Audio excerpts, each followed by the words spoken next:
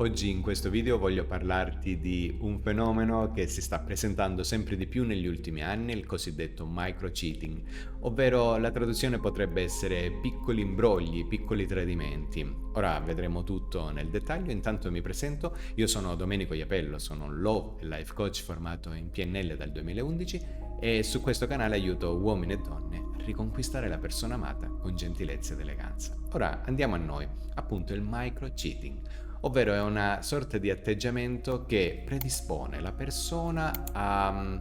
tradire e non tradire, perché non è un tradimento dal punto di vista fisico,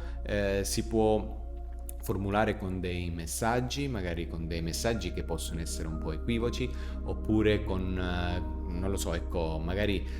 vestendosi in un certo modo quando c'è questa persona con la quale si vuol portare avanti questo micro cheating, appunto, o ancora parlare dei propri gusti sessuali a questa persona. Quindi è un atteggiamento un po' ambiguo, ecco, definiamolo così, che soprattutto lascia aperta l'interpretazione all'altra persona, quindi al partner,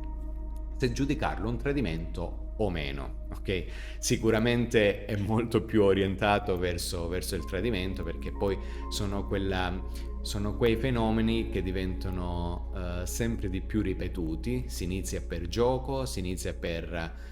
bisogno di sicurezza, per bisogno di attenzione, magari c'è qualcuno che dall'altra parte ti parla in una maniera un po' ambigua e tu continuerai a parlare anche in maniera ambigua, poi magari si parla di un indumento particolare, poi il messaggino di troppo, eccetera, eccetera, ecco. Ora, a prescindere dal fatto di dargli una connotazione, cioè se tradimento o meno, ecco, per intenderci,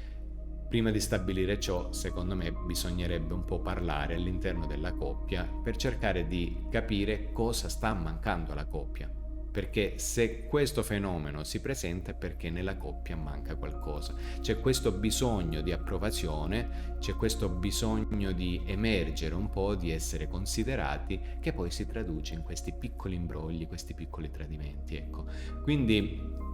bisogna un attimo comunicare all'interno della coppia e soprattutto mettere sul tavolo tutte quelle cose che impediscono il benessere della coppia stessa. Se poi queste cose messe insieme non portano a un risultato concreto per poter andare avanti serenamente, allora a quel punto si può pensare anche di chiudere la relazione senza